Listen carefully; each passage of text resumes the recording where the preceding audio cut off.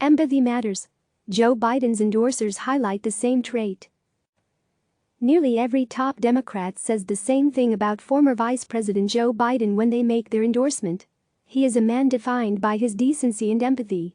Endorser after endorser, including former President Barack Obama and Massachusetts Senator Elizabeth Warren this week, has lauded Biden's ability to connect with what someone else is feeling and pointed to that characteristic as making him uniquely qualified to lead the country, particularly during a time of crisis like the coronavirus pandemic. The focus on empathy and decency draws a not-so-subtle contrast with President Donald Trump, who has struggled to show compassion at times during his presidency.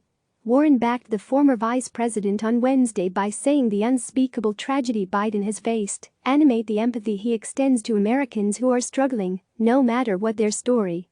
Empathy matters, Warren said. And, in this moment of crisis, it's more important than ever that the next president restores Americans' faith in good, effective government. Joe Biden has spent nearly his entire life in public service. He knows that a government run with integrity, competence, and heart will save lives and save livelihoods. Warren's praise echoed Obama, who said a day earlier that Biden has the honesty and humility, empathy and grace to lead the country. He's someone whose own life has taught him how to persevere, how to bounce back when you've been knocked down, Obama said. When Joe talks to families who have lost a hero, we hear another parent of an American veteran, a kindred spirit, somebody whose faith has endured the hardest loss there is. Biden's empathy were forged by a string of tragedies that have defined his professional and personal life. Biden's first wife and infant daughter were killed in a 1972 car crash, right after the young Democrat had first won his U.S. Senate seat. Tragedy returned to Biden in 2015 when his son Beau, an Iraq War veteran who served as the Attorney General of Delaware, died from brain cancer at the age of 46.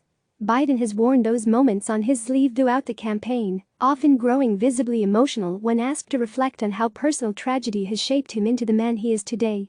One moment came in late February when Biden told a pastor who lost his wife in a 2015 mass shooting at a church in Charleston, South Carolina, that the only way he was able to get through the tragedy was by realizing those who had died were part of my being.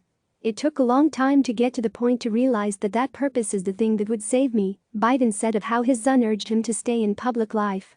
And it has.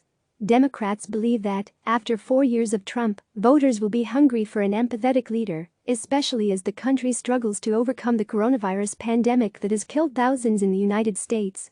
Voters across the country trust Joe Biden because he understands what they're going through, said Tom Perez, chairman of the Democratic National Committee, before mentioning his upbringing in Scranton, Pennsylvania, and the fact that he lost his son, Beau. His own experiences have given him the empathy to lead us forward. Voters know when you're genuine and they know when you're full of it. Only one candidate in this race has the genuine empathy voters are looking for. Republicans refute the idea that Biden is more prepared to understand what voters are going through. Every American can be confident President Trump is fighting to protect their safety and safeguard the economy, said Sarah Matthew, a Trump campaign spokeswoman.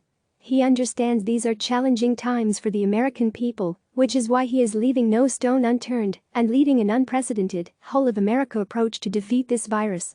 Biden's empathy also played a central role in the trio of endorsements the former vice president picked up before Super Tuesday.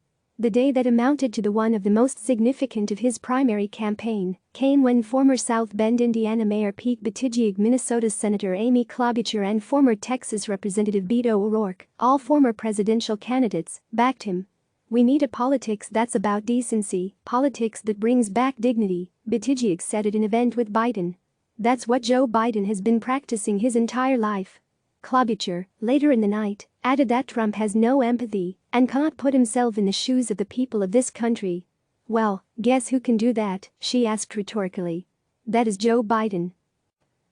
And O'Rourke told CNN late on March 2 that he backed Biden, in part, because of the former vice president's exchange on tragedy with the South Carolina pastor. "I just was struck by his ability to connect with that one person, and then with all of us, simultaneously," O'Rourke said.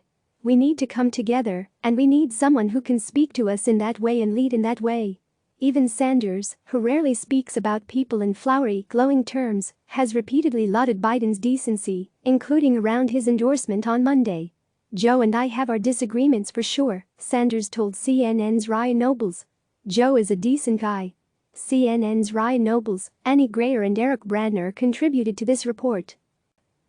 Click subscribe to receive the latest news.